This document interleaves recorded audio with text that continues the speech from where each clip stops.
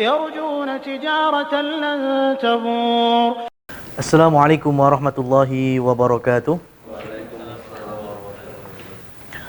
Alhamdulillahi wa kafa, wassalatu wassalamu ala rasulina al-mustafa. Asyhadu an la ilaha illallah wahdahu la syarikalah, wa asyhadu anna Muhammadan abduhu wa rasuluh. Amma ba'du, rekan-rekan sekalian yang dirahmati Allah, alhamdulillah kita pada sore hari ini kembali meluangkan waktu untuk menuntut ilmu. Salah satu dari kunci surga yang telah Allah sebutkan di dalam beberapa hadis Rasul sallallahu alaihi wasallam, selagi kita mendatangi ilmu, bermajlis ilmu dan tidak ada syarat kudu faham, tidak ada syarat kudu mudeng, artinya lungguh wae teklak-tekluk itu sudah mendapatkan ya pahala kunci surga. Apalagi kalau kita bisa memahami dengan baik apa yang kita sama-sama belajar pada sore hari ini terkait dengan fikih di bulan Dzulhijjah. Kemarin kita telah membahas bagaimana terkait dengan kurban, bagaimana terkait dengan sholat hari raya. Maka di bulan Dzulhijjah ada juga salah satu fikih yang kita ambil dari hadis Sa'ad bin Abi Waqqas radhiyallahu anhu yang ada di dalam dua kitab hadis yang tersahih, yaitu ada di dalam Sahih Bukhari dan ada pula di dalam kitab Sahih Muslim. Artinya hadis ini sangat kuat sekali kesahihannya, sehingga pada sore hari ini kita akan mencoba belajar terkait dengan apa yang dialami oleh Sa'ad bin Abi Waqqas di bulan Dzulhijjah tahun 10 Hijriah. Nah, rekan-rekan sekalian yang dirahmati Allah, kemarin kita telah membahas bagaimana Rasul sallallahu alaihi wasallam melaksanakan haji wada. Dan di waktu yang sama, salah seorang sahabat yang mulia, Sa'ad bin Abi Waqqas, beliau dalam kondisi sakit parah. Ya. Jadi ketika Rasul sallallahu alaihi wasallam haji wada, Sa'ad bin Abi Waqqas menemani Rasul ada di Mekah, sama juga haji, namun beliau dalam kondisi sakit parah. Pas haji, sakit parah. Maka Rasul sallallahu alaihi wasallam menjenguk beliau. Ya, Rasul menjenguk Sa'ad bin Abi Waqqas di tendanya. Berarti dari sini kita bisa mengambil fikihnya di antara adab orang sakit. Ya. Rasul menjenguk. Dan ini dibawa juga di dalam hak antar muslim. Hakul muslim ala muslim sittun. Hak antara muslim satu dengan muslim yang lainnya itu ada 6. Mas Irawan agak maju nggak? Biar nanti yang sana bisa. Nah, hak setiap muslim dengan muslim yang lainnya ada 6. Di antaranya wa idza maridha fa'udhu. Jika ada yang sakit maka jenguklah. Kita menjenguk orang yang sakit. Rasul sallallahu alaihi wasallam menjenguk Sa'ad bin Abi Waqqas. Kemudian yang kedua, Rasul sallallahu alaihi wasallam mendoakan Sa'ad bin Abi Waqqas. Ya, berarti ini masuk ke di sini. Mendoakan orang sakit. Ya, biasa dengan lafaz yang sudah masyhur, la ba'sa tahurun insyaallah.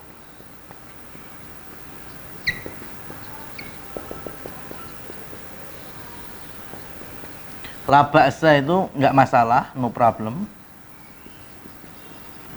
Tahurun, sembuh dengan izin Allah.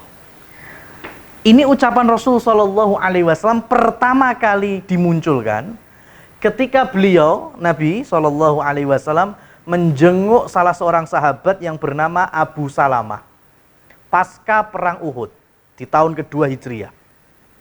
Jadi selepas perang Uhud, luka-luka semuanya parah sekali. Kemudian di rumahnya ditemani oleh istrinya yang bernama Ummu Salamah, masih ada anak kecilnya, bayinya saat itu, Rasul menjenguk ditemani oleh Abu Bakar.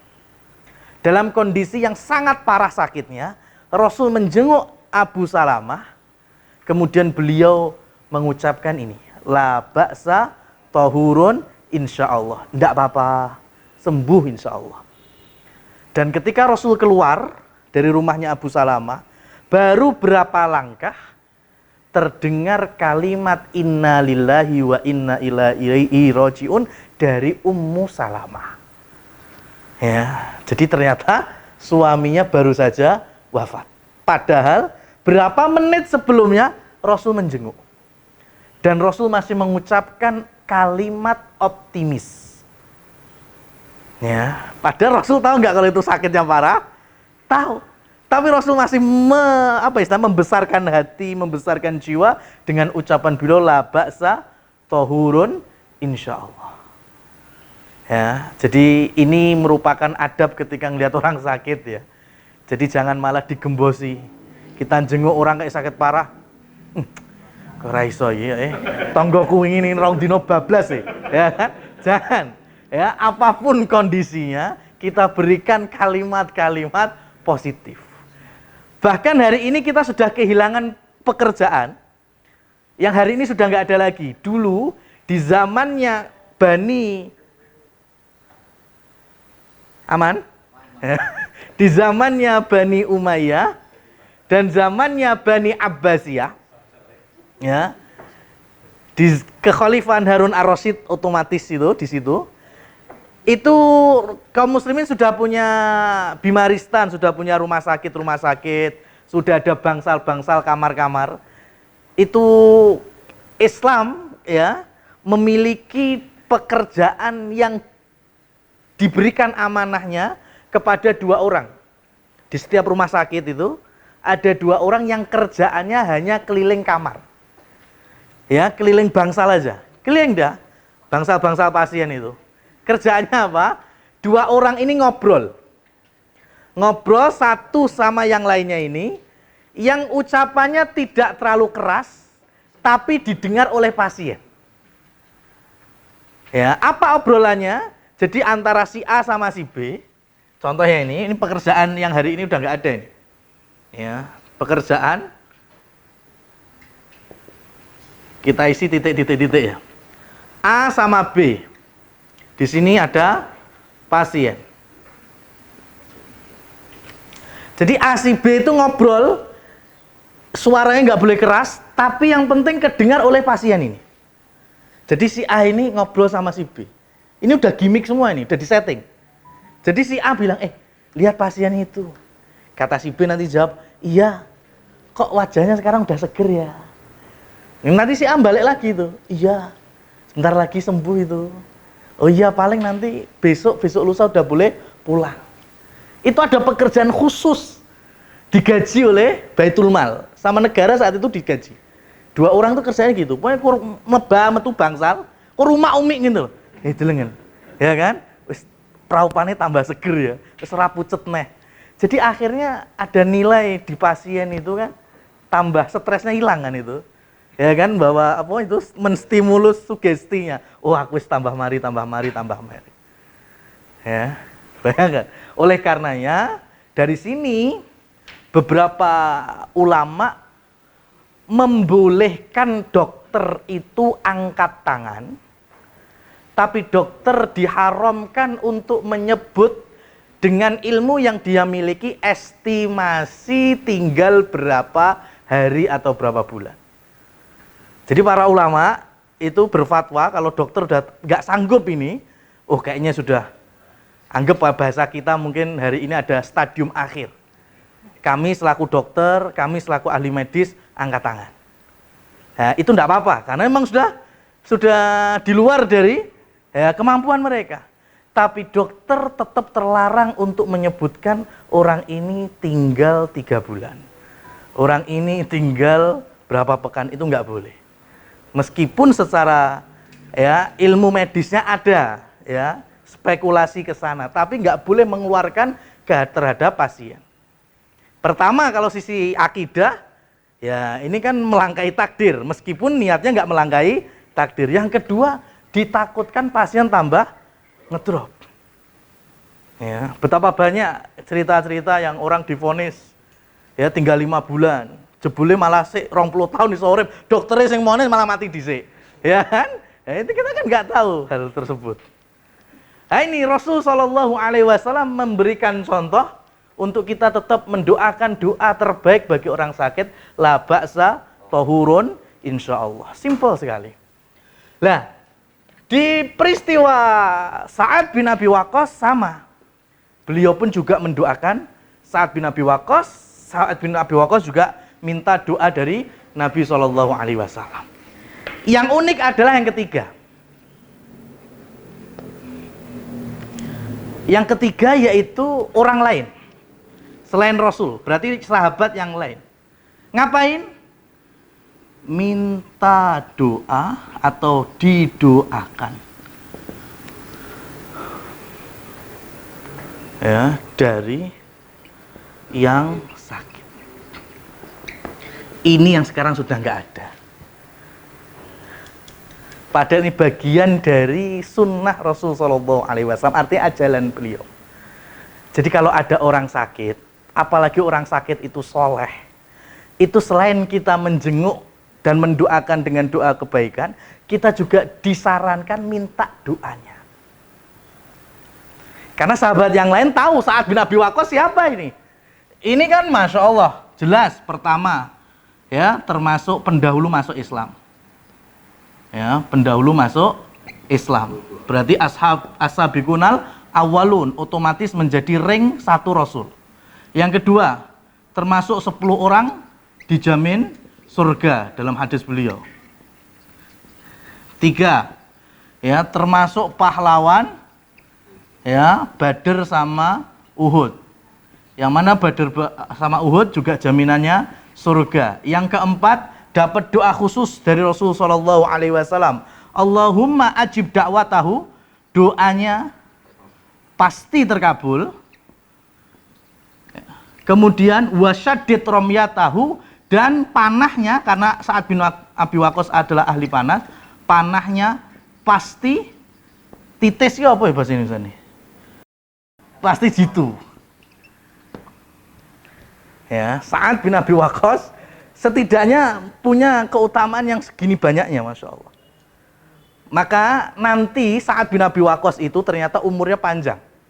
Sakit parahnya di sini, ternyata nggak kemudian bikin dia meninggal juga, enggak. Ini masih nemoni masanya Umar bin Khattab. Dan di zaman Umar bin Khattab, Sa'ad bin Abi Waqqas diminta menjadi gubernur Kufah saat itu. Nah, ketika menjadi gubernur Kufah, sampai berita di Madinah, di ibu kota, Umar mendengar Sa'ad bin Abi Waqqas tidak adil dalam memimpin, bahkan sholatnya buruk. Kira-kira percaya nggak Umar bin Khattab? Sa'ad bin Abi Waqqas, ya kan, ngimimpinnya nggak adil, sholatnya aja buruk. Sholatnya buruk sekelas Sa'ad bin Abi Waqqas, pendahulu masuk Islam. Lebih dulu Sa'ad daripada Umar bin Khattab masuk Islamnya. Mosok sholatnya luweh elek itu masuk akal nggak? Nggak masuk akal. Maka Umar langsung nggak percaya. Maka ngirim orang, ya ngirim orang dari Madinah untuk cek and recheck ke Kufah. Dan benar, ketika sampai Kufah, setiap masjid didatangi, ditanya para jamaah bagaimana saat adil, saat bagus, saat bijaksana, pindah desa, pindah masjid, ditanya seperti itu, semua jawabannya bagus, nggak ada yang buruk. Sampai ada satu desa kecil, di sana ada masjid, ada imamnya. Ketika ditanya, menurutmu bagaimana kepemimpinan Sa'ad bin Abi Waqqas? Dijawab oleh orang imam masjid itu, dia itu orang yang sholatnya buruk, mimpin nggak adil. Wah, konangan. Berarti iki sumbernya kayak iki berarti. Ya, karena seluruh Kufah semuanya mencap bagus. Hanya orang ini. Maka kemudian diadukan kepada Sa'ad bin Abi Waqqas karena gubernur ya. Kira-kira kalau Sa'ad memenjarakan orang ini bisa? Bisa, sangat bisa. Tapi Sa'ad bin Abi Waqqas enggak. Orang ini dibebaskan. Cuma dia kemudian didoakan oleh Sa'ad bin Abi Waqqas 3 hal. Ya, yang pertama dipanjangkan usianya. Yang kedua dipanjangkan melaratnya. Yang ketiga dipanjangkan kehinaan kehormatannya. Nah, umurnya dawa, tapi melarate ya dawa, hinanya juga sepanjang usianya. Dan Sa'ad bin Abi Waqqas doanya mesti makbul. Waduh, repot ini. Betul, didoakan sama Sa'ad gitu. Sa'ad merasa terzalimi, ya, beliau mendoakan doa panjangkan usianya, kabul. Tapi melaratnya juga kabul. Maka nanti di zaman tabi'ut tabi'in, orang ini panjang usianya sampai 130 tahun lebih. Tapi di masa itu, orang-orang lihat ini orang tua, kerjaannya nongkrong-nongkrong di tepi jalan. Dan kalau ada perempuan-perempuan lewat, tepuk tangan dan syut gitu loh. Bayangkan itu. Orang kemudian, mbah, setuwo, melarat, kere, senengnya nggodoni cewek. Lengkap apa enggak doanya Sa'ad bin Abi Waqqas? Lengkap. Maka ketika anak-anak zaman itu bertanya, mbah, sarohku mbah-mbah seumur sampean ki wis mulai tobat, mulai memperbaiki diri, mulai ingat akhirat, sampean kok kayak gini? Apa jawaban orang tua tadi? Saya mendapatkan doanya Sa'ad bin Abi Waqqas. Karena dulu saya menfitnah Sa'ad bin Abi Waqqas. Benar, dia melarat panjang, usianya panjang, dan dihina oleh masyarakat dengan akhlaknya yang buruk. Ini kalau istilah kita apa? Tua-tua keladi ya kayak gini. Nah, jadi balik ke sini lagi. Jadi sahabat-sahabat yang lain itu minta didoakan Sa'ad bin Abi Waqqas ketika beliau sakit. Kenapa? Karena orang sakit itu sedang mengalami masyaqqah. Masyaqqah itu kesulitan. Ya. Dan doa waktu yang mustajab diantaranya ketika kita sedang sulit. Kadang sulit ambekan barang ya. Tapi kalau hatinya berdoa masih bisa. Nggak bisa duduk baring, nggak bisa makan, diinfus. Tapi kalau berdoa masih bisa. Nah, cuma sekarang karena kita terbiasa jenguk orang sakit itu gerudukan, berarti adab seperti nomor 3 ini ya di-manage. Engko kaya wong-wong Boyolali dhuwur ngono kae lek jenguk wong sak pikep. Ya kan, mlebu njaluk donga kabeh. Wah, pasiennya ra sida leren tuh. Artinya di-manage ya. Kita boleh minta doa dari orang yang sakit, apalagi orang yang sakit itu orang yang soleh. Ya, tanpa kemudian kita mengurangi waktu istirahatnya ya, untuk biar cepat Allah berikan kesembuhan. Nah, rekan-rekan sekalian yang dirahmati Allah Subhanahu wa taala, kita lanjutkan.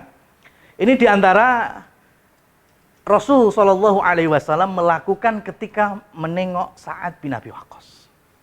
Dan Sa'ad bin Abi Waqqas berkata kepada Rasul, "Ya Rasul, kalau saya wafat di tempat ini, ya, khallafani ashabi au kamagil, maka sahabat-sahabatku bakal mengungguliku." Artinya kalau aku mati berarti wis bar. Di Mekah waktu haji sudah selesai, berarti amalku terputus sampai di sini. Tapi orang-orang yang lain, sahabat-sahabat yang lain bisa menemanimu balik Madinah, mereka masih beramal lagi, bisa berjuang bersamamu lagi, dan seterusnya dan seterusnya. Apa kata Rasul saat itu? La tukhallifanna ahadum mink. Tidak ada orang yang bisa mendahuluimu, artinya yang mengunggulimu. Maka dari kalimat ini Rasul sallallahu alaihi wasallam sudah mendapatkan nubuah, ya, Rasul sudah mendapatkan berita bahwa Sa'ad bin Abi Waqqas sakit parahnya tidak sampai meninggal dunia. Bahkan Rasul yang mendahului Sa'ad bin Abi Waqqas. Nah, lanjut lagi terkait dengan fikihnya. Nah, ketika Rasul menjenguk Sa'ad bin Abi Waqqas curhat. Ya Rasulullah, wa ana dzumalin. Aku ini orang yang kaya. Ya, orang yang kaya. Sa'ad bin Abi Waqqas itu kaya, meskipun kekayaannya di bawah kekayaan Utsman bin Affan, Abdurrahman bin Auf, Abu Bakar, tapi kaya raya. Maka poin ini menunjukkan bahwa kaya itu nggak mesti buruk. Sebagaimana miskin juga nggak mesti hina. Ya. Ajaban li amril mukmin, menakjubkan perkara orang beriman itu. Mau kaya, dengan kekayaannya bisa mengantarkan ke surga, dengan kemiskinannya pun juga tidak merendahkan ketakwaannya kalau dia orang yang bertakwa. Jadi bebas, silahkan, mau kaya silahkan, ya, mau memilih sederhana ya silahkan. Sa'ad bin Abi Waqqas jujur kepada Rasul, wa ana dzumalin, saya ini orang yang kaya raya ya Rasul. Ya. Karena keluarga Sa'ad bin Abi Waqqas keluarga pedagang-pedagang konveksi dan juga parfum ya di zaman itu. Nah, kemudian Sa'ad bin Abi Waqqas berkata kepada Rasul, minta saran, fa'atasot wali ibnatun. Sa'ad bin Abi Waqqas tadi cerita. Ini kita hapus dulu.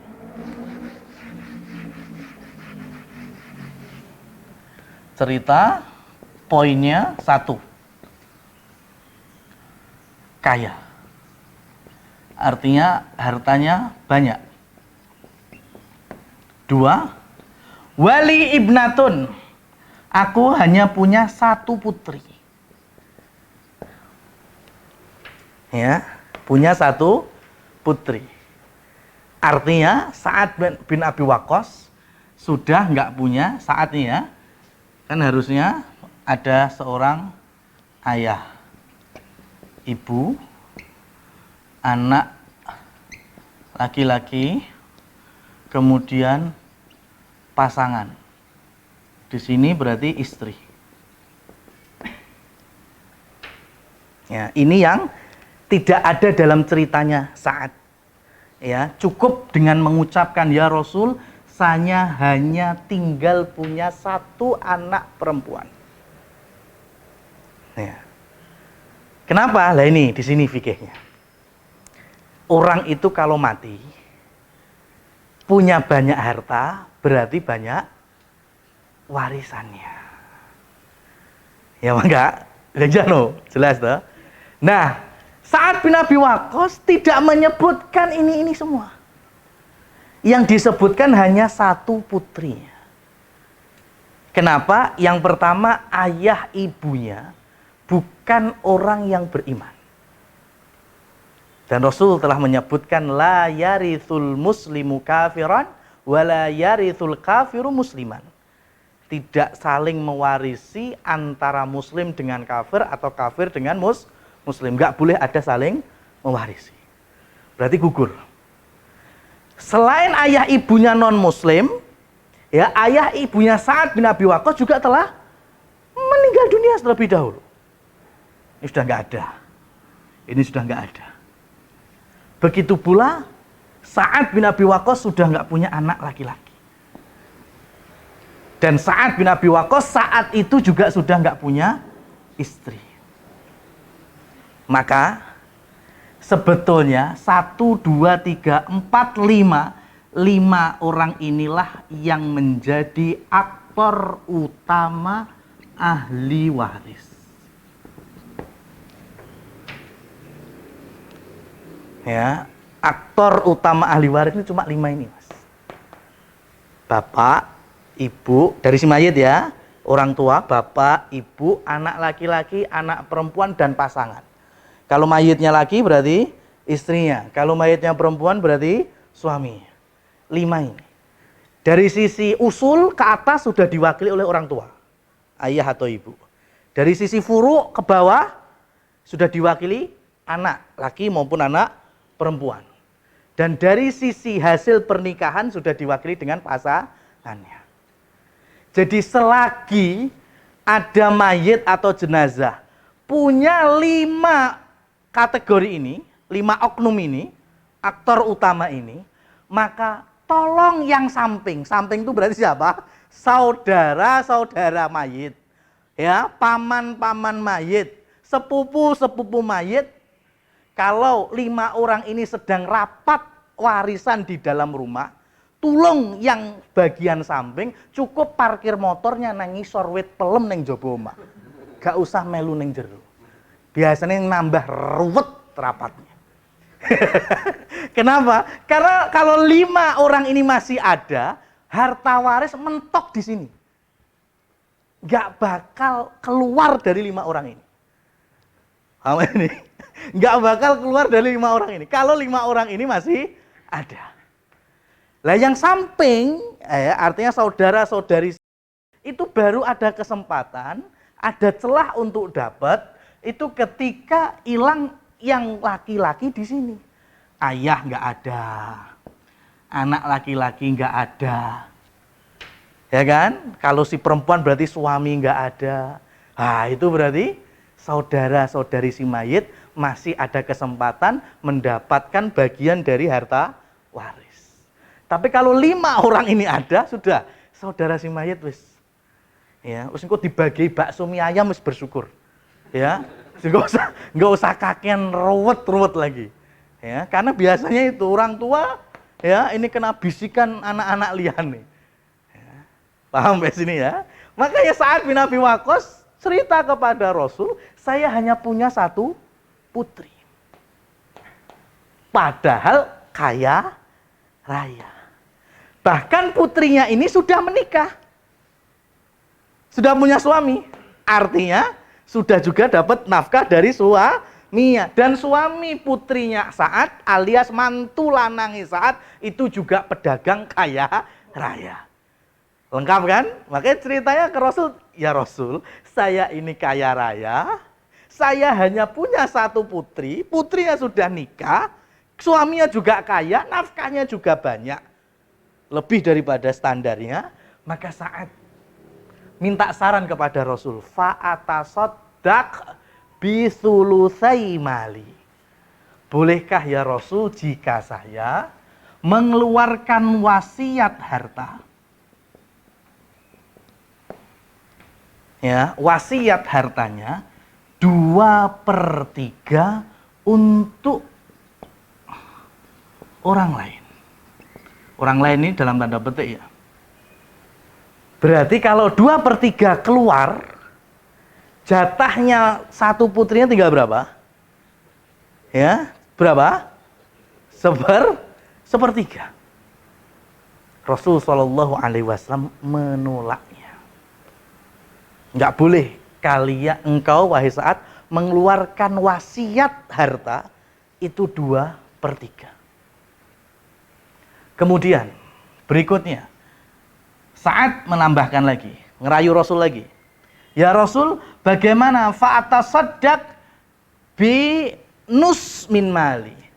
Jadi separuh dari hartaku dijadikan sebagai wasiat. Rasul Shallallahu Alaihi Wasallam masih menolak. Ya, wasiat itu artinya adalah harta yang diberikan kepada non ahli waris. Setengah hartanya itu keluar untuk non ahli waris. 50% kan berarti? Rasul Shallallahu Alaihi Wasallam menolak. Tidak. Sampai kemudian Sa'ad meminta kepada Rasul fa'atasaddaq bithuluth min mali.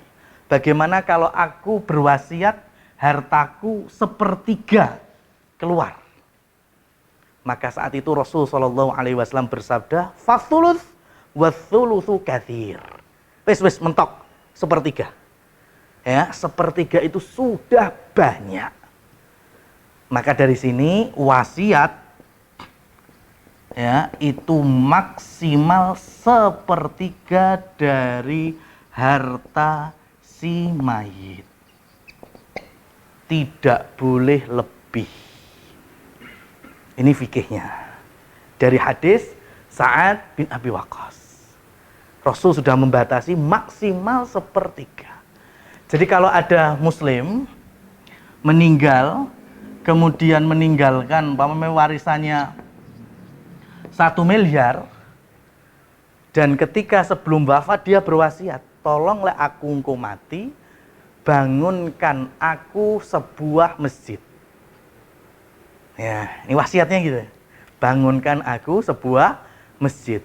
Maka ahli waris berhak membangunkan masjid. Masjidnya berapa juta? Ya berapa berarti? 300 juta maksimal. Kurang dari 300 juta enggak apa-apa, tapi kalau lebih dari 300 juta malah enggak boleh. Kenapa? Karena kalau lebih dari 300 juta pasti memakan hak jatahnya ahli waris. Saya seperti itu. Nah, Sa'ad bin Abi Waqqas ya kemudian ridho dengan keputusan Rasul Shallallahu Alaihi Wasallam ini. Jadi sepertiga hartanya nanti yang digunakan untuk wasiat.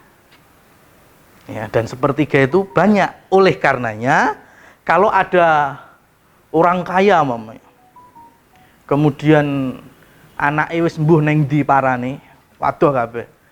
Ya, nggak ada yang ngurusi, kemudian ke notaris dan memindahkan semua asetku, pokoknya aku pindahkan untuk driverku. Secara hukum syariatnya boleh apa enggak? Enggak boleh.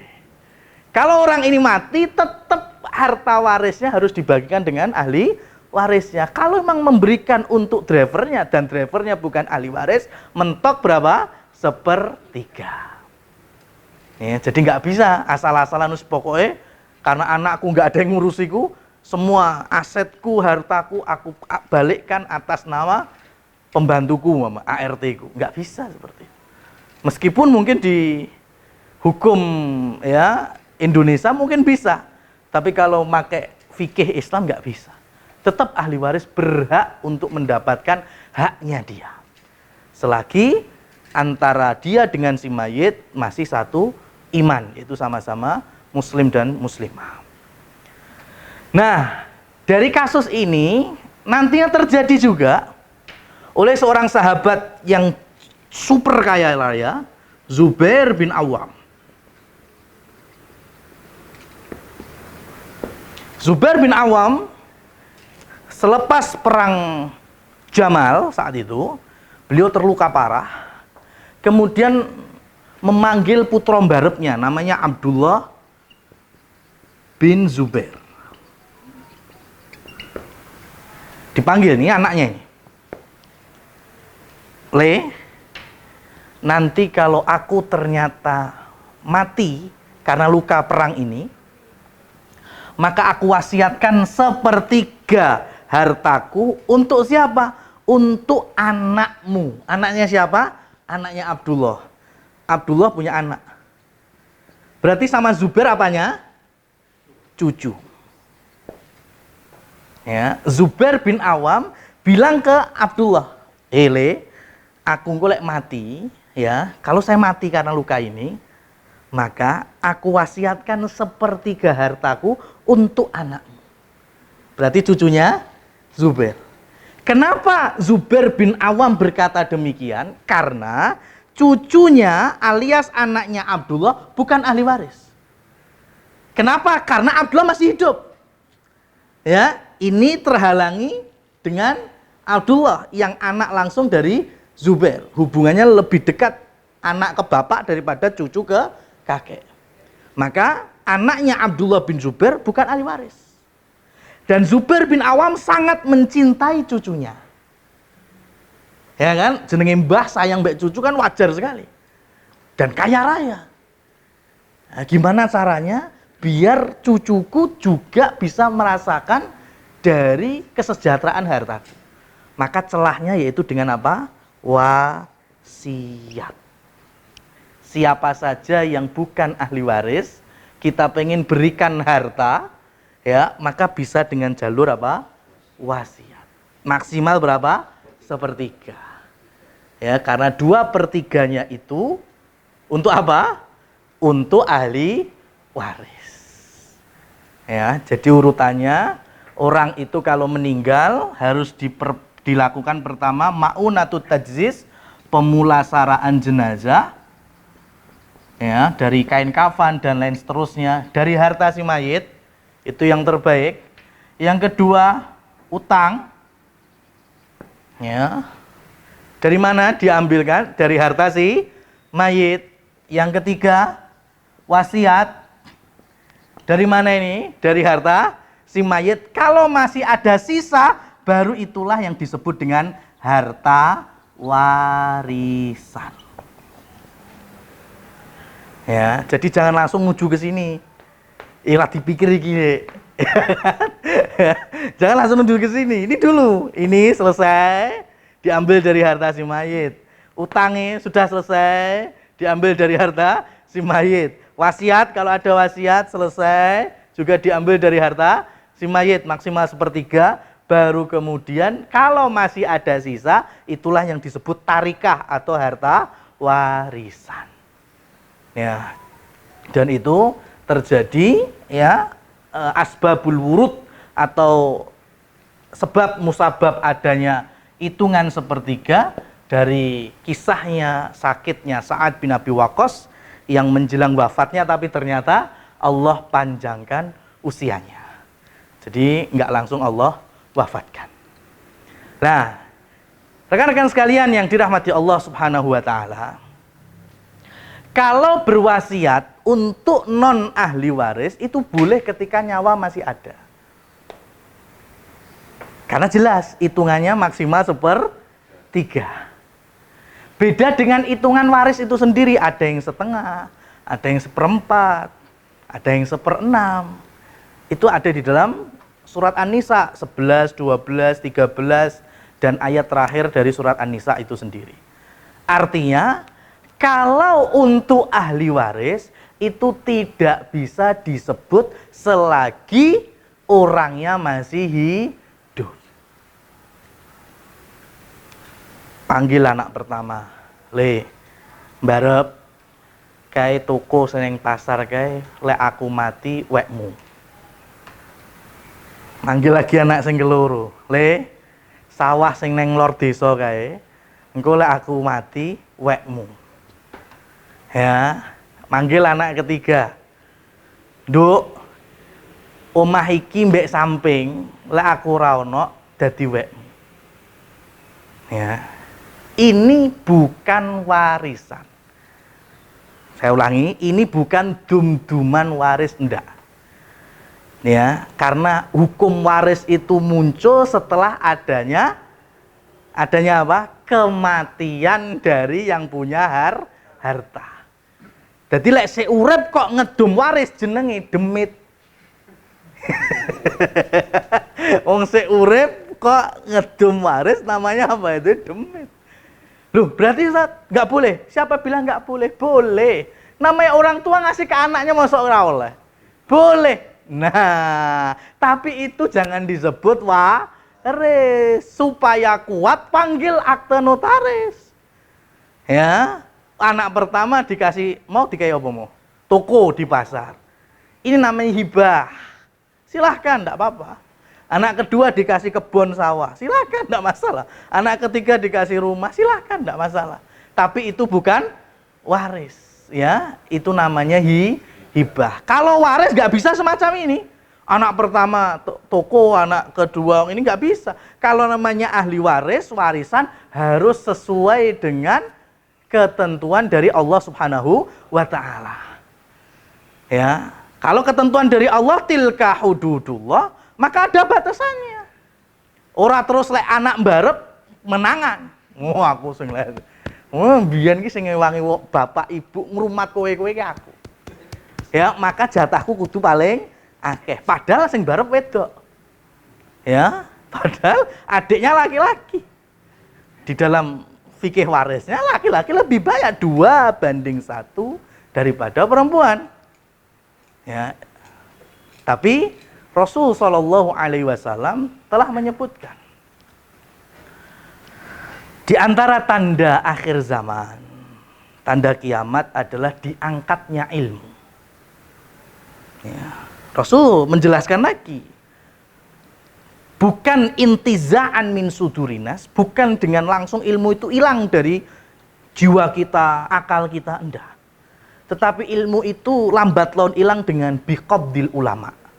Pertama dengan wafatnya para alim ulama. Yang kedua dengan muslimin sendiri tidak mempraktekkan ilmu itu.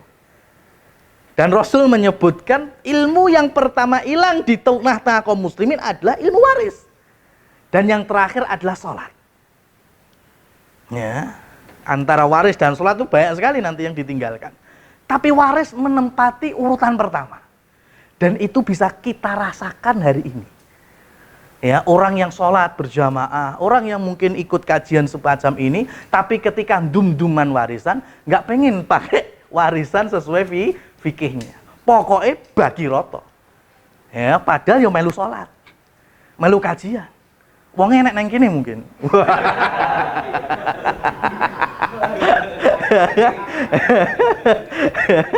Tapi ketika dum-duman warisan tetap gak mau kalah, harus sama rata. Kita semua anaknya, ya.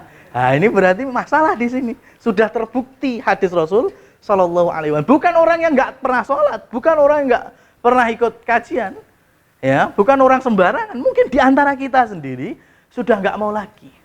Pengennya pakai hukum kompilasi Islam. Nah, pengadilan agama ada ini, ya kan? Mau pakai mana? Kompilasi, ya kan? Antara Islam sama negara apa Islam? Kalau Islam aja Pak, kalau Islam gini. Lah kok titik? Wes sing iki wae, Pak. Lah ini bisa rata, Pak. Oh ya sing iki wae. Lah pengadilan agama ini padha ae ini. Ya. Lah ngasih pilihan mesti orang mesti pilih penakin. Ya. Nah, ini yang terjadi. Rasul sudah menyampaikan itu. Yang pertama kali yang akan hilang dari kaum muslimin itu salah satunya ilmu waris. Ya. Maka dari sini mumpung di antara kita mungkin ketika berketurunan masih mungkin anak-anak, ada yang belum berkeluarga, ada yang belum berketurunan, maka sarannya, ya saran kalau bosan, bagaimana kalau harta-harta yang kita miliki saat ini dan ke depan, itu yang bisa mengantarkan kita ke surga, ya, beserta keluarga, dan tanpa harus nanti sikut-sikutan, ya, keturunan kita untuk masalah warisan. Ya dipikir sendiri kalau itu. Ya kan? Mungkin kita bisa kaya raya, tapi gimana caranya ojo sampai engko anak-anakku podo rebutan perkara duit. Ya, mungkin kita bisa mengelolanya dalam bentuk wakaf, mengelolanya dalam bentuk apa? Jariah-jariah yang lain sehingga kita dapat pahala, anak-anak juga dapat pahala. Ya, dan ketika kita meninggal tetap mungkin misalkan bagi mereka, tapi nggak sampai kemudian berebutan karena rapate akeh. Ya kan? Karena sing biasa direbut nih, gila sing akeh. Seperti itu. Nah, ini salah satu solusinya. Karena kalau kita sama sekali tidak meninggalkan, ya Rasul pun juga tidak menghendaki itu. Karena kita masih ada urusan ini. Ya, kalau kita meninggal terus marisi utang kan ya ora penak. Ya, kita meninggal pengen wasiat tapi ternyata nggak ada yang diwasiati kan juga nggak enak. Nah, ini yang terkait dengan fikih bulan Dzulhijjah di tahun 10 Hijriah, ya pas haji wadaknya Rasul Shallallahu Alaihi Wasallam, ternyata di sana Rasul membawa pesan yang penting bagi kita supaya kita bisa mengelola harta dengan baik, bahkan muncul syariat untuk berwasiat maksimal sepertiga dari harta kita. Wallahu a'lam bishawab. Mungkin ada yang ditanyakan? Enggak Mas Iqbal? Tadi kan untuk orang lain yang bukan ahli waris, ya. Maksimal sepertiga. Ya, artinya kalau kurang dari itu boleh. Kalau seandainya melewati sepertiga, ya. Itu bagi si penerimanya hukumnya apa? Si penerima? Iya, iya betul. Dia sepertiga. Kita ambil contoh ini ya. Seperti 300 juta ini wasiat. Ternyata dia mendapatkan 310 juta. Maka yang 10 juta ini harus dikembalikan kepada ahli waris. Dia berhak 300 juta, tapi dia tidak berhak 10 jutanya. Ya, bisa dipahami seperti itu. Jadi 10 jutanya itu dikasihkan ke ahli waris. Ini saya dapat wasiat dari almarhum, almarhumah rahimahullah, ya, dengan wasiat sepertiga dari hartanya. Dan sepertiganya kok 300 juta. Berarti saya berhak ngambil 300 juta. Tapi ternyata yang ditulis di dalam surat kok 310 juta atau mungkin 350 juta. Maka yang hak saya cuma 300. Yang 50 ini berarti masih haknya ahli waris.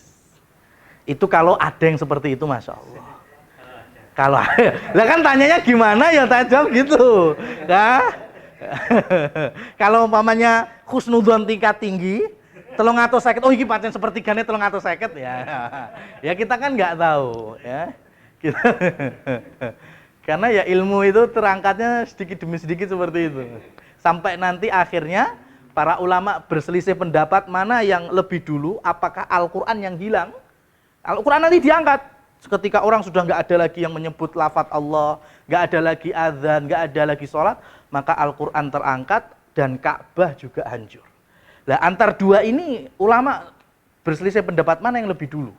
Sebelum kiamat terjadi, apakah Quran yang terangkat terlebih dahulu atau Ka'bah yang hancur terlebih dahulu. Soalnya nek wong salat nyampone. Ya, Ka'bah pun hancur, Allah pun ridho, tidak murka dengan hancurnya Ka'bah, yaitu rumah suci, bangunan suci di muka bumi ini. Gimana, masih ada yang ya. Mungkin kan wasiatnya gede ya, memilih wasiatnya ini ya. Umpamanya sepertiga dari 100 kan berarti 30 ya? 30 juta. Kok dapat 50 juta? Berarti dia berhak mengembalikan 20 jutanya. Gitu. Ya, balikan ke ahli waris. Kumpulkan ke ahli waris. Mas Yurdi, mau tanya? Ayo Mas Irawan.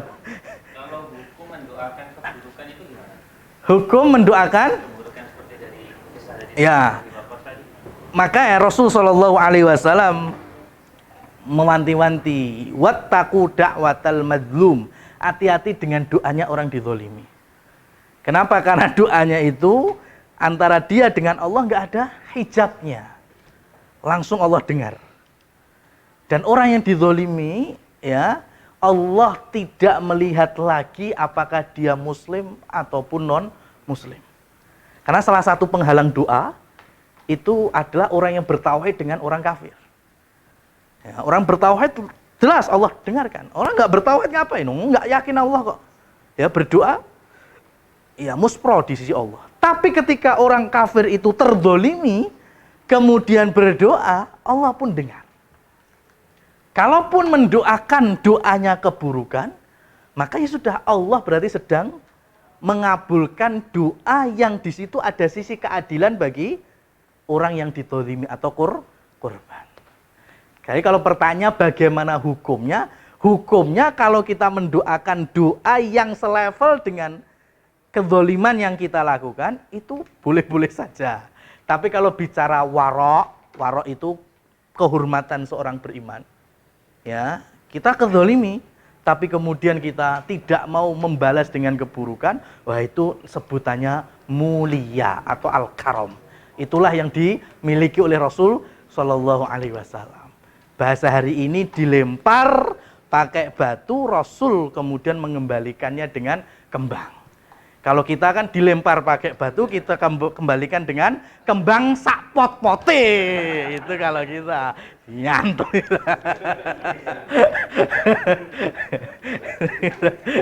Ya, kalau Rasul hanya bunga tadi harum. Ya, jadi kalau levelnya sama dengan kezolimannya itu enggak apa-apa. Ya, karena kita sedang, ya namanya orang kezolimi, korban. Ya. Yang lain? Mas Taufik, gimana kabarnya? Sehat? Ada yang ditanyakan Mas Taufik? Lama nggak berjumpa? Ya. Sehat Mas Taufik? Labak satahurun insyaallah. Ya. Masya Allah. Ya. Ngeri pertanyaan ini. Mas Taufik nontonnya Ghost Hunter ya? Oke, lihat pemburu hantu.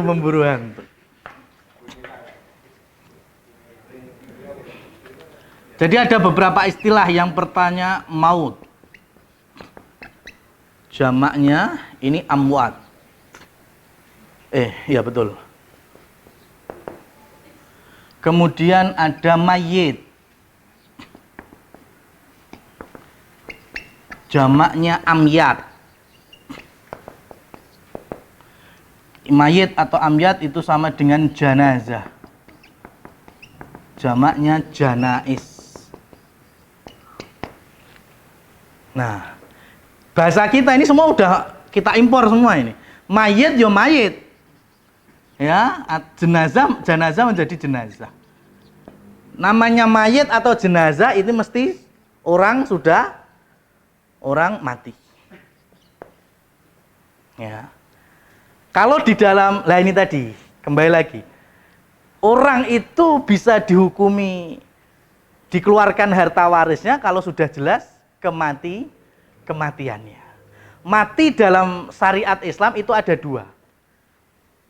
Ada mati takyin kematiannya, tahu orang semua mati. Ya, kecelakaan mati. Ya, sakit meninggal. Pokoknya orang tahu kalau dia itu memang meninggal dunia. Yang kedua terhukumi mati. Ada yang paham yang kedua? Terhukumi mati. Kalau zaman dulu, ya betul sekali. Zaman dulu ada orang pamitnya berdagang. Ya, dari Mekah berdagang ke Syam. Nah ternyata gak balik-balik. Hilang. Ya. Lah itu setahun, 2 tahun gak ada kabarnya, 3 tahun, 4 tahun gak ada kabarnya. Itu kalau dia punya harta, boleh dikeluarkan harta menjadi warisan? Belum. Sampai dia kelihatan jelas kematiannya, mungkin 10 tahun berikutnya baru, oh dia jelas sudah mati. Saya dapat kabar dari orang Syam yang mengurusi jenazahnya. Berarti diurus berapa tahun? 10 tahun setelah dikabari hilang. Kalau nggak ada kabarnya sama sekali, maka terhukumi mati ketika orang itu sudah berusia 90 tahun. Ya, pokoknya udah hilangnya. Kalau mau hilang, mau pergi ke omah ki umur 40. Ya kan, baru ku renek kabar 10 tahun renek kabar, 20 tahun renek kabar, sampai pokoknya dihitung-hitung ki umurnya wis luweh kok 90 tahun. Entah orangnya itu ternyata di tempat asingnya dia itu seurep, tapi dalam fikihnya dia sudah terhukumi mati. Ya, maka kalau keluarga besar yang pengen bagi warisan boleh sudah. Ya, itu udah terhukumi mati. Tapi kalau hari ini kan nyaris nggak ada kan. Mau ngilang nih soal ketemu, nggak usah nunggu umurnya hitungannya 90 tahun. Kenapa kok sampai nunggu usia 90 tahun? Karena hari itu artinya di zaman Rasul itu orang yang usianya sudah melebihi 90 tahun itu wis jarang. Rata-rata sudah nggak ada. Makanya di batas 90 tahun itu terhukumi mati. Nah itu mayit. Kalau maut, ya ini bukan orang mati kalau maut ini. Maut ini yang kalau bahasa Indonesianya itu ajal. Ajal itu apa? Kematiannya. Ya. Jadi pertanyaannya, apa bedanya maut sama ajal? Cuma beda istilah. Ya kan? Kalau maut pakai istilah Arab, kalau ajal pakai istilah Indonesia. Jadi orang mati sama kematian beda apa enggak? Beda kan? Orang mati ada fisiknya mati. Tapi kematian siapa yang bisa ngelihat kematian? Ya kan? Kematian kan nggak ada. Kayak roh. Roh kan kita wujudnya secara fisik kelihatan. Tapi rohnya nggak kelihatan. Makanya nanti ketika di hari akhir, di hari kiamat, ya, ketika Allah sudah mentakdirkan semua ahli surga sudah masuk surga, semuanya. Yang mantan jahanam juga udah diangkat. Ya, mantan-mantan ya yang sudah Allah cuci dulu, ya, itu sudah Allah angkat, sudah Allah mandikan di sungai kehidupan, kemudian Allah masukkan ke surga. Semua ahli surga sudah masuk. Sampai yang terakhir masuk surga wis mlebu, berarti sisa yang ada di neraka, berarti yang di neraka saat itu wis ra bakal munggah ning surga, selama-lamanya di neraka, maka Allah kemudian mengambil kematian. Saat itu kematian Allah wujudkan secara fisik, yaitu dengan bulu domba. Ya, kan kita kan kematian kan nggak kasat mata, tapi nanti Allah Subhanahu Wa Taala mewujudkan kematian itu ibarat ya dengan fisiknya itu bulu domba, wool. Kemudian Allah putuskan, Allah gunting bulu domba itu sehingga hancur, ya itu menunjukkan kematian sudah nggak ada lagi. Berarti sing ning surga yo ora bakal mati selamanya di surga, yang di neraka juga udah nggak bakal mati Kan selama-lamanya di neraka. Itu. Begitu Mas Taufik. Nah.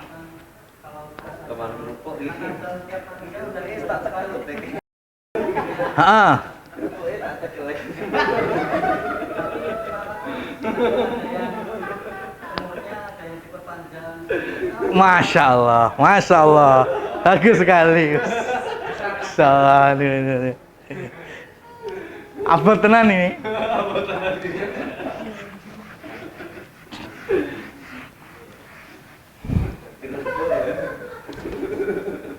Taib. Jadi bicara takdir Allah.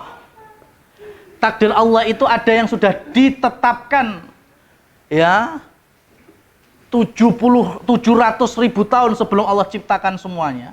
Yang 50 tahun sebelum Allah ciptakan semuanya di Lauhil Mahfuz. 50.000. Ya. Kemudian takdir yang kedua yang tercatat sama malaikat saat janin 120 hari. Ya, jadi takdir ini pun sudah tercatat di sini. Sama Mas Taufik ya? Ini pun sudah tercatat di sini. Kalau bahasa Qur'annya rufi'atil qalam wa jaffatis suhuf, yang ini Mas. Pena sudah diangkat, tulisan sudah kering, sudah nggak mungkin bisa diotak-atik. Ini takdir yang Allah taruh di Lauhil Mahfuz. Yaitu semuanya. Bahkan nanti malaikat yang Allah wafatkan ketika kiamat sudah tercatat di sini. Ya. Malaikat yang pertama kali Allah hidupkan, siapa itu? Israfil. Sopone sing sangkakala dhek ya kan, mosok ora digugah sih. Ya kan? Mesti Israfil yang pertama kali dibangun udah tercatat di sini. Adapun manusia itu ada takdir kedua. Kitabah sebutannya, yaitu ketika usia kita ini 120 hari. Atau kurang lebih 4 bulan. Allah perintahkan malaikat untuk mencatat apa? Ya, rezekinya, umurnya, ya, kemudian ajalnya, kemudian dia itu nantinya bahagia atau sengsara. 4 perkara ini. Nah, setelah itu, kan dalam syariat banyak sekali bonus-bonus yang sifatnya memanjangkan usia. Atau sebaliknya, siksa-siksa, azab-azab, ancaman yang bisa menjadikan kita pun pendek usia. Misalnya gitu. Contohnya yaitu kita silaturahim. Contohnya kita sedekah. Ya, karena anggaplah 2 ini dalam hadis kan termasuk bonus supaya panjang umur. Ya. Maka kaitannya ini di sini apa di sini? Bagus, bagus. Berarti benar semua. Masya Allah. Ya. Jadi ini kaitannya yang di sini.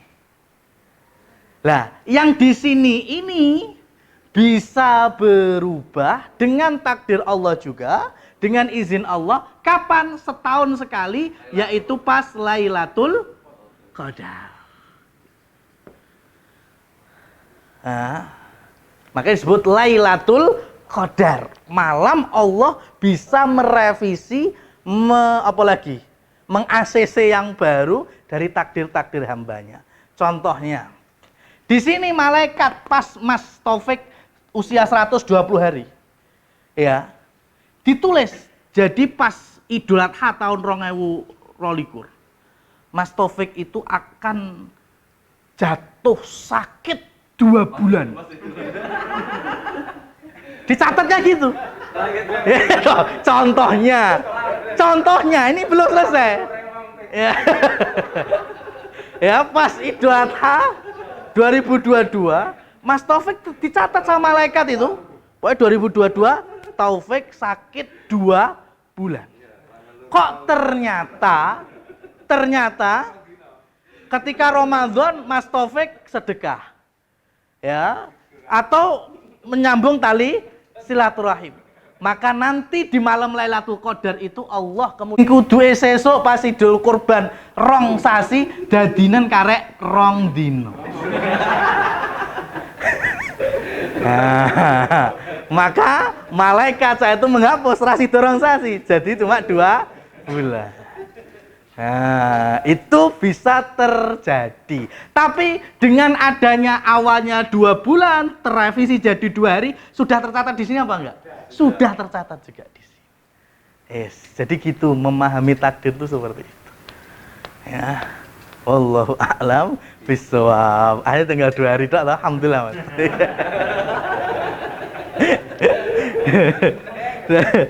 Enggak apa. Paham Mas enggak? Mas. Sehat terus Bagas Waras. Kita pun juga demikian, Allah mudahkan urusannya ya, Allah berkahi waktu kita dan ilmu kita, Allahumma amin. Kita cukupkan subhanakallahumma wa bihamdika asyhadu an la ilaha illa anta astaghfiruka wa atubu ilaik. Wassalamualaikum warahmatullahi wabarakatuh.